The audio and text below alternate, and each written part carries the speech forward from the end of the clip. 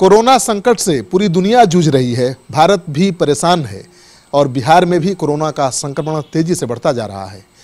Corona संक्रमित मरीजों की संख्या बिहार में 70 पहुंच गई है, लेकिन इस बीच बिहार में शिक्षकों की हड़ताल चल रही है और उस हड़ताल ने सरकार को और बेहाल कर दिया है। मेरे साथ बातचीत करने के लिए है बिहार सरकार के शिक्षा मंत्री कृष्णनंदन वर्मा जी। इनसे बात करते हैं। सर, कोरोना से पूरा देश तबाह है, सरकार लगी हुई है लड़ने में और इस बीच शिक्षकों की हड़ताल चल रही है। कितना परेशानी, कितना असहज महसूस कर रहे हैं? देखिए, मैंने शुरू से ही जब हड़ताल शुरू हुआ था उस वक्त ही मैंने कहा था कि ये दुर्भाग्यपूर्ण है। दुर्भाग्यपूर्ण इसलिए है कि ये जो नियोजित शिक्षक हैं बिल्कुल माननीय मुख्यमंत्री श्री नीतीश कुमार जी के द्वारा खड़े किए गए और समय समय पर इनके हितों का हमेशा ख्याल रखा गया। वेतन वृद्धि भी उसी हिसाब से हुई। चलिए ठीक है, कतिपय कारणों से इन लोग स्ट्राइक पर चले गए, लेकिन अभी कोरोना के कारण जो उत्पन्न हुई है परिस्थिति, ये तो बहुत भयावह है। और ऐसे हालात में अगर ये हड़ताल को और लंबा खींचते हैं तो ये बड़े अफसोस की बात है, बहुत दुर्भाग्य की बात है। हमने पहले भी कई अवसरों पर और अभी कल परसों भी हमने अपील किया कि ठीक है, अरे हम लोग जिंदा रहेंगे तभी नहीं लड़ेंगे। अभी कोरोना के कारण जो स्थिति उत्पन्न हुई है, हम लोग सब मिल के उसका मुकाबला कीजिए। अभी सभी लोग कुछ न कुछ सरकारी खजाने में डोनेट कर रहे हैं, सैलरी लोगों का कट हो रहा है, आगे और भी हो सकता है। और ऐसे समय में किसी का सैलरी बढ़ा दिया जाए तो ये हास्यास्पद लगता है। ठीक है, समान परिस्थिति आ जाएगी, इस कोरोना से हम लोग निपट लेंगे, तो बैठ के वार्ता करेंगे।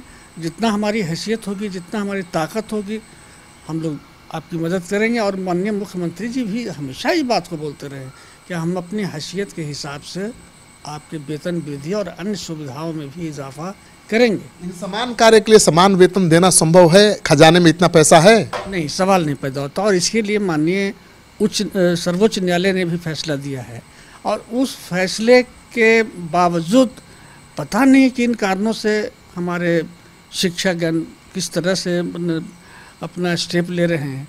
अरे भाई, सुप्रीम कोर्ट से बड़ा कोई न्यायालय थोड़ी है, और हम कैसे उस न्यायालय के आदेश के विरुद्ध जो है हम आपका वेतन वृद्धि कर दें, समान काम का समान वेतन हम दें? ये संभव? खजाने में इतना पैसा है, अगर चाहेंगे भी तो दे पाएंगे। नहीं, सब माने शिक्षा विभाग में ताला लग जाएगा, हम स्कूल को चला नहीं पाएंगे। अगर ये समान काम का समान वेतन देंगे हम लोग तो शिक्षा विभाग नहीं चल पाएगा। तो इसलिए ये सभी का हित हो और राज्य बढ़िया से चले। बिहार गरीब राज्य है, हम लोग किसी तरह से आगे बढ़ने की कोशिश कर रहे हैं और माननीय मुख्यमंत्री श्री नीतीश कुमार जी के नेतृत्व में कुछ ऐसे काम हो रहे हैं कि हम लोग आगे बढ़ रहे हैं। तो ठीक है, एक दिन विकसित राज्य का सपना हमारा पूरा हो जाएगा तो बहुत कुछ दिया जाएगा। अभी मैं आपके माध्यम से भी अपील करता हूँ कि परिस्थितियों को समझें, परिस्थितियों को पर गौर करें और ये कोरोना के कारण जो भयावह स्थिति उत्पन्न हुई है, ये स्ट्राइक और आपसी लड़ाई का समय नहीं है। इसको किसी तरह से इन लोग वापस लें और सामान्य स्थिति जब हो जाए तब फिर हम लोग बैठकर बात करेंगे। सर, आप अभी भी अपील कर रहे हैं कि हड़ताल तोड़िए और आप सहयोग करिए कोरोना से लड़ने में, लेकिन वो आपको ओपन लेटर लिख रहे हैं और कह रहे हैं कि आप संवेदनहीन हैं, आपकी सरकार संवेदनहीन हो गई है। अब हम इस पर कोई ज़्यादा तीखी बात हम नहीं कहना चाहते। सब सम्मानित लोग हैं, शिक्षक के जो प्रतिनिधि हैं सब सम्मानित हैं, सबका हम सम्मान करते हैं। लेकिन देखिएगा, एक न एक दिन हम लोग को बैठना ही पड़ेगा और तभी समस्या का समाधान होगा।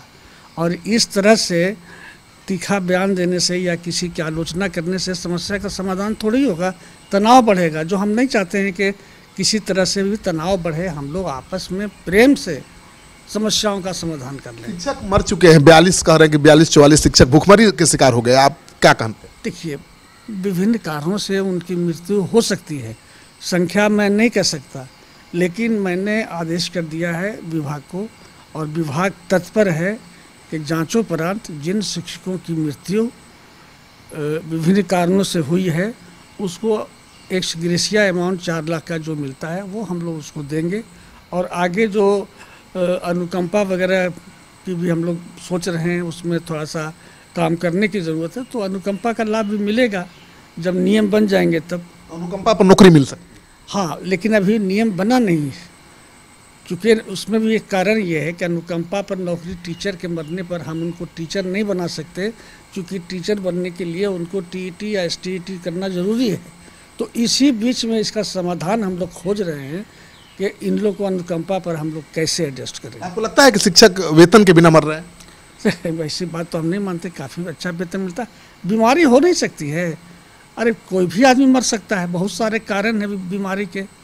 तो हम नहीं समझते कि भूख से कोई किसी की मौत हुई हो, लेकिन अभी भी संकट का समय होता है तो शिक्षकों की अहम भूमिका होती है। गांव में जाना, गांव के लोगों को जागरूक करना, समझाना, कोई भी अभियान उन्हीं के बुते चलता है। अभी वो नहीं साथ दे रहे हैं तो कैसा परेशानी? समाज का महत्वपूर्ण अंग है। लेकिन देखिए, काम तो हो ही रहा है, लेकिन फिर भी ये बुद्धिजीवी थे अवेयरनेस के काम में, और समाज के अंदर जो इनकी प्रतिष्ठा है उसमें इनकी उपस्थिति बहुत लाभ पहुंचाता है। इनको एक शिक्षक के रूप में सम्मान मिलता है, तो और सरकारी शिक्षक, तो इसलिए इनके न रहने से हम लोग कठिनाई महसूस कर रहे हैं और कोरोना से लड़ने में भी हमको दिक्कत हो रही है।